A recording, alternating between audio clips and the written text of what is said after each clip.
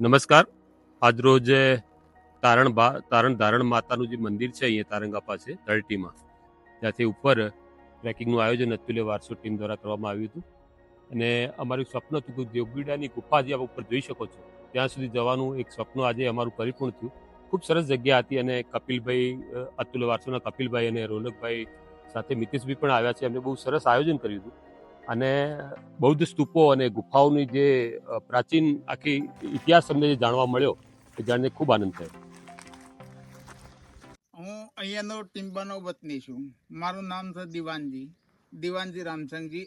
અહીંયા અમે જે વખતે પુરાતત્વ ખાતાવાળા અભિષેક સાહેબ આવ્યા ને તે દિવસે અમે અહીંયા આગળ આ શરૂઆત કરેલી કે અહીંયા આગળ કંઈક હશે. એના હાટું કરીને અમે અહીંયા ગોદવાનું સાહેબે ચાલુ કરાયું.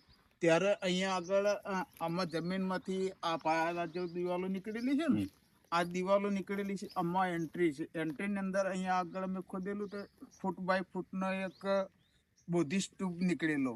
એવી અહીંયા એક 40 બાયનો પ્લોટ છે, એમાં 21 બૌદ્ધિસ્ટ સ્તૂપ છે. એવી અહીંયા સામળિયા ડુંગર ઉપર પણ બૌદ્ધિસ્ટ સ્તૂપ છે. એવો આ જોગીડા ઉપર એક જોગી બાપુની એક આ બૌદ્ધિસ્ટની મૂર્તિઓ પડી છે. એવો એક ઢગુલિયા પર 20 ફૂટ ઘેરાવમાં એક બૌદ્ધિસ્ટ સ્તૂપ પડેલો છે. એવી 65 ગુફાઓ અહીંયા આગળ છે અમારા ટીમ્બા ગામમાં. આ વડનગર પુરાતત્વ ખાતાવાળાએ અમને આ બધું સંશોધિત કરાયેલું છે. કેટલું ખોદ્યું અંદર? આ તો લગભગ અમે 3 ફૂટ જેવું ખોદેલું. અચ્છા, 3 ફૂટમાં આવી ગયું. પછી આગળ કામ ન ચાલ્યું ગયું ને પછી તો ઓછું કરી દીધું.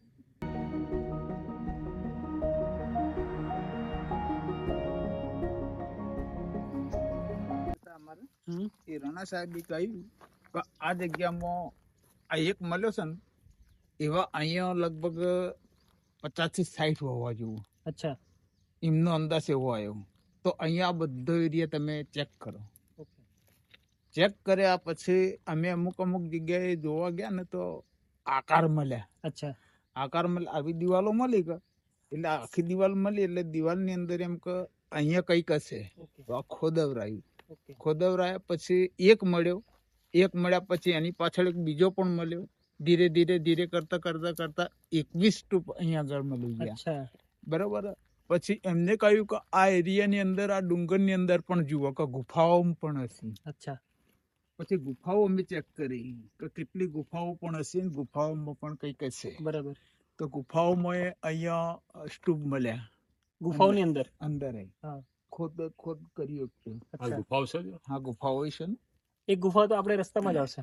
એક તો બતાવીશ હું તમને રસ્તામાં. અહીંયા મોટી 1 2 3 છે. એમાં પેલી રહી ને હમમાં ત્યાં આગળ એક ફર્સ્ટ ક્લાસ ગુફા છે ને, એ ગુફાની અંદર બહુ અંદર સુધી છે. આ હમમાં રહી એમાં આટલી જગ્યા છે. અવશેષો પણ આમાંથી મળી જાય. ગ્રેટ. આમાંથી અવશેષો મળી જાય. આપણા પિક્ચરમાં ગુફા જોઈ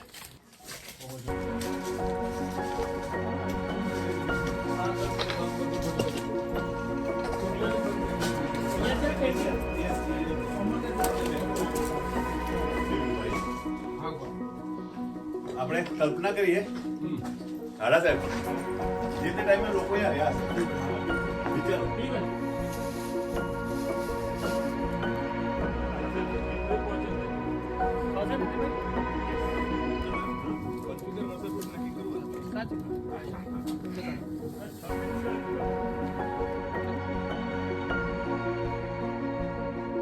આ બૌદ્ધિસ્ટ જે ગુફાઓ જે છે ને, આ જોગીડાની ગુફાની અંદર આવે છે. જોગીડા ડુંગરની અંદર આ રેસિડન્ટ 20 ફૂટ લાંબુ રેસિડન્ટ છે.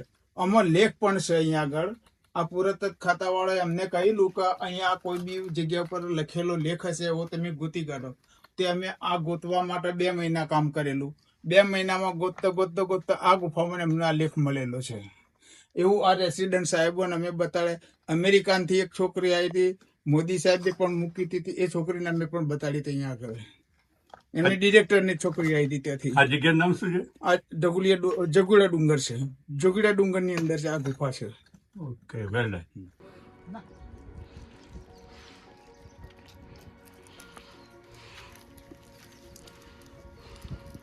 ગીધા મસ્ત પક્ષી વાળા ખાવા બહાર લઈ ખાઈને જતા રહે કે નહીં ખાવું. આનંદ ઓળખતા હશે નહીં એક આનંદ આખી આખી અરવલ્લી કેવી મસ્ત લાગે.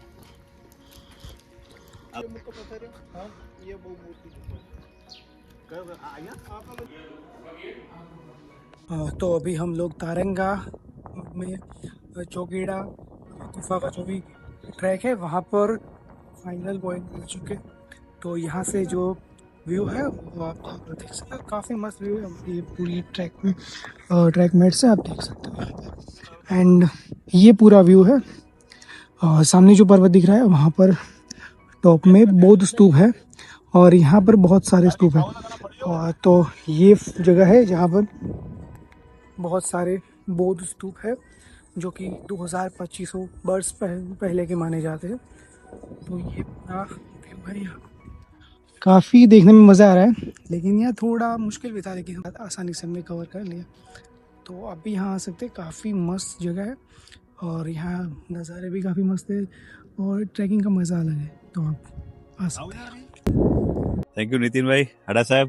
આપ તમે શું આવ્યા? અમારો ઉદ્દેશ છે કે આર્કિયોલોજી આપણે બધા જાણીએ પણ એ પણ એડવેન્ચરની સાથે.